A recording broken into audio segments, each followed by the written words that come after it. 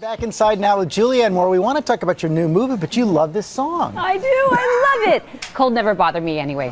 Yeah. You're going to come out next time. Yeah. Let's talk about this now. You star with Liam Neeson, this brand new thriller, Nonstop. Yeah. You're a passenger. He's a federal air marshal. Everything goes wrong in this transatlantic flight, and everyone's a suspect. We want to show everyone a little bit of it. Okay.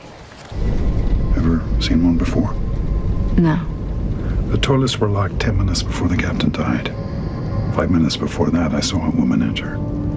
She's 70 years old. She said you went in after her. And she doesn't have Alzheimer's, if you're wondering. Are you asking me if I saw someone else go in, or if I killed the captain?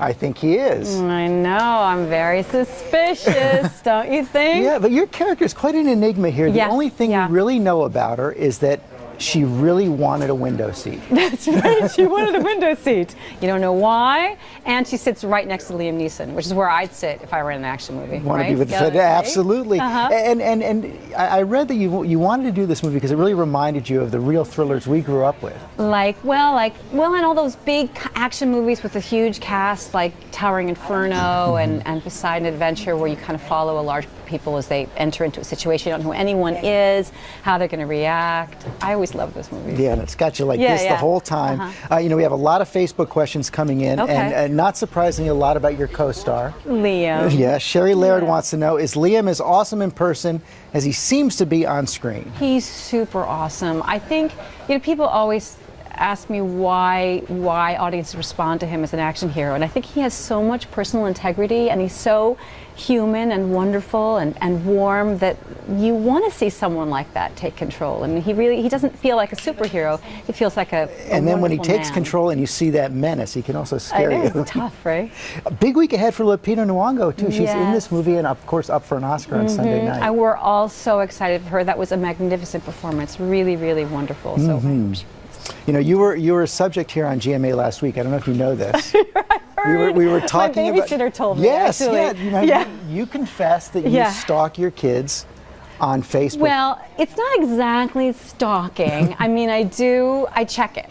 I look at it. Like, I follow my daughter on Instagram. I get all of her feeds. You had a lot of supporters. We were all agreeing with you. Of course you wouldn't want to do that. And I don't have a Facebook page, but my dad does, so he looks at my son's Facebook page, and so I keep track. It makes a lot of sense, and of course, if you're keeping track, all the kids now following Hunger Games, and this is your next big role. You're going to play a president. I am the president, Madam President, which is cool. It's nice to see a female president, right? Do you it sure is. Do you understand the appeal, like this hold it has on kids? I think the books are magnificent. I don't know if you've read them. I'm starting to now because my daughters are getting into them. I bought them for my son years ago, long before they were making them into movies. I actually bought him the third volume, Mockingjay.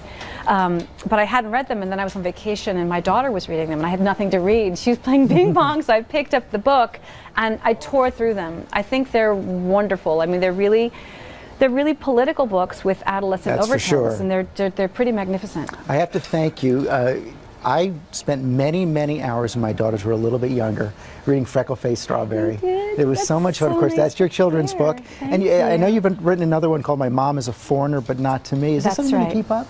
Well, yeah, I mean, that's a book about what it's like to grow up with a parent from another country. My mother was from Scotland, so the tension between those two cultures and so the person who's most familiar to you is foreign to the rest of the world. But yeah, Freckle-Faced Strawberry is going to keep going. We're moving into early readers, which is really exciting for me because I feel like that's a great place for the character, and kids really respond to her. No, they sure do. No question about it. It's going to schools now. Nonstop is in theaters nationwide. It opens on Friday. Julianne Moore, thanks very much.